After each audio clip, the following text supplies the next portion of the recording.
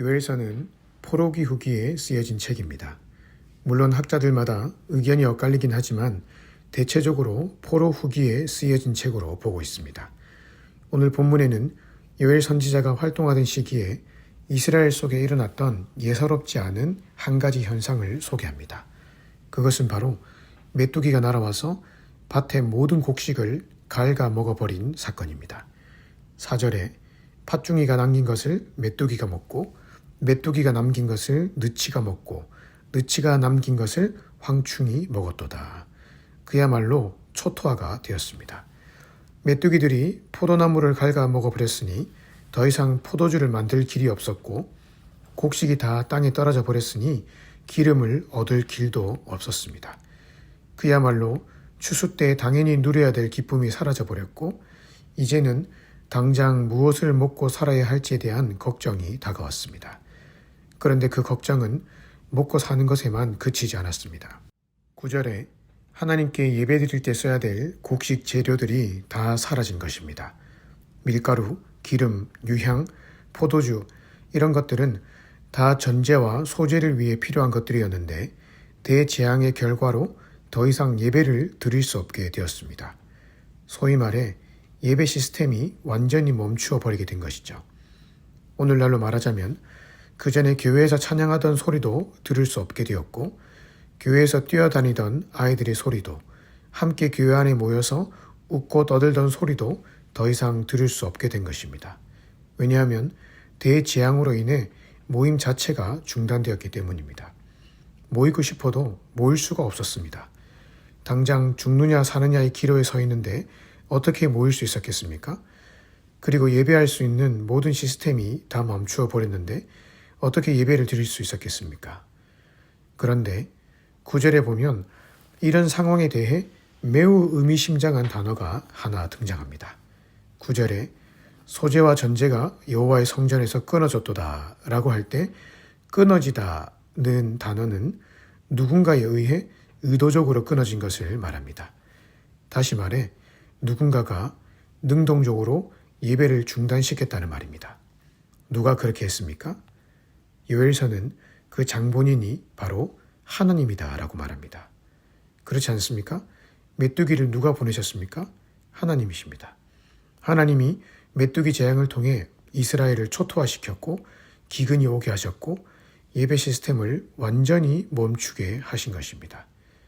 이 부분이 얼핏 잘 이해가 되지 않습니다. 이스라엘을 통해 예배를 받으셔야 될 하나님이 그들이 예배할 수 없도록 모든 것을 마비시키시다니 말입니다. 신학적으로도 이해가 되지 않는 것이죠. 이스라엘 백성들을 향해 예배하러 나오라고 하신 분이 하나님이 아니십니까? 그런데 그 하나님이 어떻게 이스라엘의 예배 모임을 완전히 흩어버리실 수 있단 말입니까? 이 부분만 보면 얼핏 잘 이해가 되지 않지만 아모스 5장을 보면 하나님이 그렇게 하신 이유를 어느 정도 알 수 있습니다. 아모스 5장에 보면 하나님이 이스라엘을 향해 예배를 집어치우라고 하셨습니다.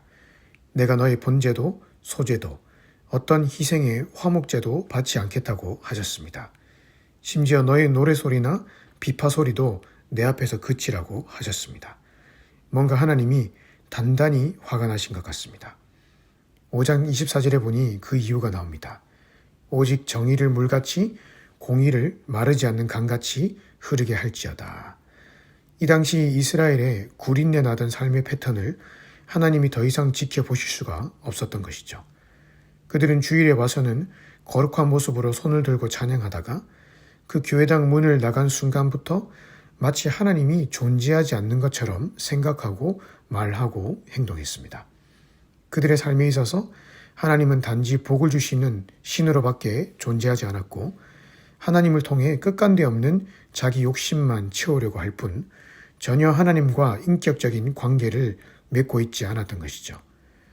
그런 자기 중심적이고 자기 교만에 가득 찬 이스라엘이 드리는 그 가증스러운 예배를 하나님이 더 이상 받고 싶지 않았던 것입니다. 그래서 그들을 바벨론 포로라고 하는 불같은 용광로에 집어넣으셔서 비록 고통스럽지만 그들을 새롭게 빚어가셨고 연단해 가셨던 것입니다. 요엘서 2장 12절부터 요엘 선지자가 이스라엘을 향해 회개를 촉구하는 모습을 볼 때 오늘 본문에 불어닥친 메뚜기 재앙도 아마 이스라엘을 새롭게 하시려는 하나님의 연단의 도구였던 것으로 보입니다. 비록 한시적으로 예배 시스템이 마비되었지만 그로 인해 그동안 우리가 얼마나 구린내 나는 삶을 살았는지, 얼마나 아니라고 세상의 헛된 것에 취해서 살았는지를 돌아보게 만드셨습니다. 12절 말미에 이러므로 사람의 즐거움이 말랐도다 라고 되어 있지만 저는 이 부분이 이스라엘을 향한 소망의 메시지라고 생각합니다. 왜냐하면 그들이 즐기던 모든 인간의 즐거움이 재앙을 통해 사라지고 시들시들해질 때 바로 그때가 비로소 영적인 무감각에서 깨어날 수 있는 때였고 하나님만이 나의 즐거움이 되심을 발견할 수 있는 때였기 때문입니다. 실제로 이스라엘은 이런 대재앙을 통해 하나님 앞에 엎드려 회개했고 그때 하나님은 회복의 약속을 말씀해 주셨고 만민에게 성령을 부어주실 것도 약속하셨습니다. 저는 오늘 본문을 통해 우리가 만난 코로나 상황을 다시금 묵상해 보았습니다. 왜 이런 예배의 불편함들이 계속되어야 하는가? 왜 코로나는 쉽게 없어지지 않고 사라질 것 같으면 델타 변이가 나오고 오미크론 변이가 나와서 계속 질질 끌어지는 것일까? 빨리 종식되면 예배도 마음껏 드릴 수 있고 모임도 마음껏 할 수 있는데 왜 하나님이 이렇게 하실까? 코로나가 빨리 끝나면 예배도 마음껏 드릴 수 있다는 것을 하나님이 모르셔서 이렇게 길게 끌고 나가시는 것이 아니실 것입니다. 그것은 바로 이 상황을 통해 우리로 하여금 회개하기를 원하시는 것입니다. 하나님 앞에 나태해졌던 우리의 신앙들, 하나님을 섬긴다고 하지만 마음 한구석에는 세상의 즐거움이 더 크게 자리 잡았던 우리의 삶들, 입술로는 하나님 사랑, 이웃 사랑을 외쳐대지만 정작 이웃이 내 기분을 상하게 하면 얼굴도 쳐다보지 않던 내 자존심, 이런 것들이 내 삶에 버젓이 자리 잡고 있음에도 불구하고 내 영혼은 안전하다, 평안하다 외치며 신앙생활 하던 내 삶을 철저히 회개하고 돌아보게 하시기 위해서 어쩌면 하나님이 우리에게 이런 상황을 오래 끌고 계시는지도 모릅니다. 우리의 삶에 즐거움이 말라져 갈 때, 그때가 바로 하나님이 우리를 부르시는 기회의 시간입니다. 세상 즐거움은 다 헛것이고 하나님과의 교제에서 오는 기쁨에 비하면 정말 그 즐거움은 아무것도 아니라는 사실을 우리는 고난 속에서 발견하고 회개하고 돌이켜야 합니다.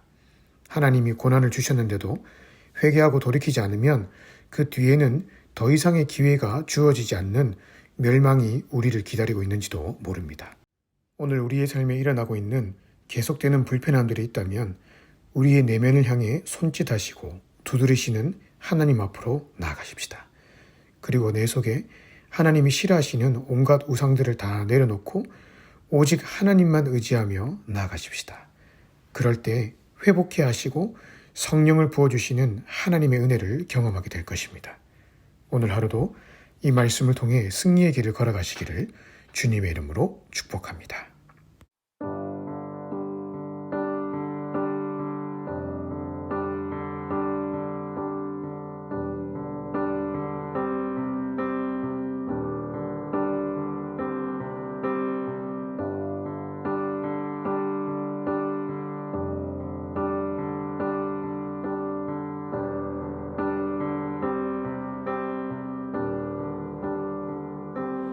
나의 백성이 다 겸비하여 내게 기도하며 나의 얼굴을 구하여서 그 악한 길 떠나며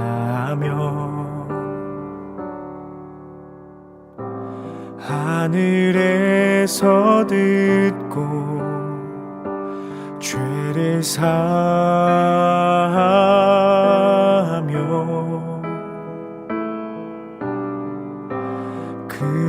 그들의 땅을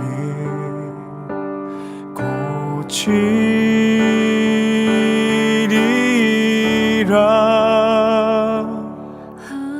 아버지여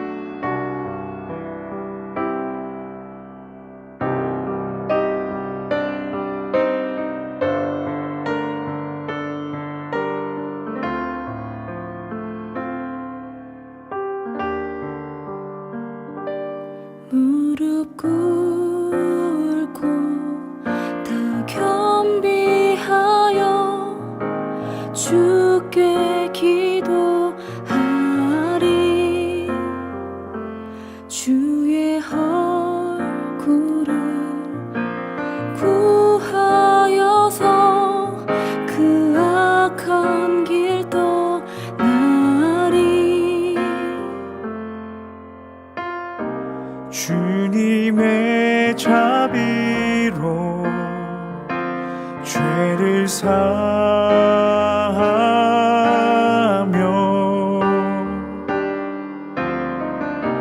주님의 자비로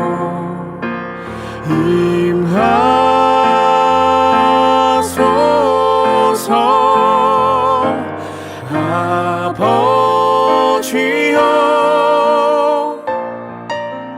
고쳐 주소서.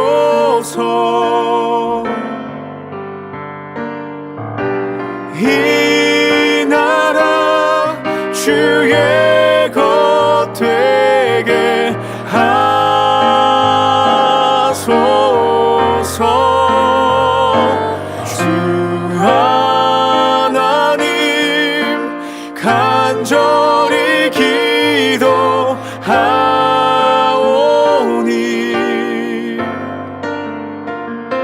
상한 이 땅 새롭게 하소서.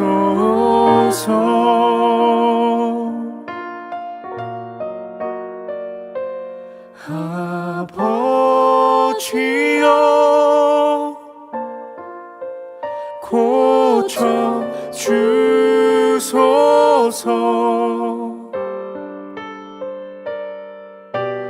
이 나라 주의 것 되게 하소서.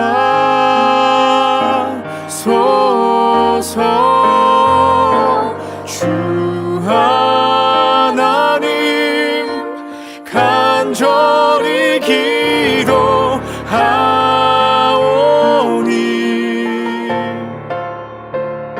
상한 이 땅 새롭게 하소서.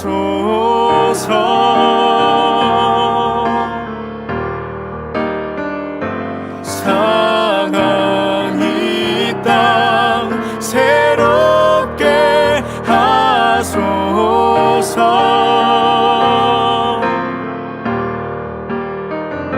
상한 이 땅 새롭게 하소서.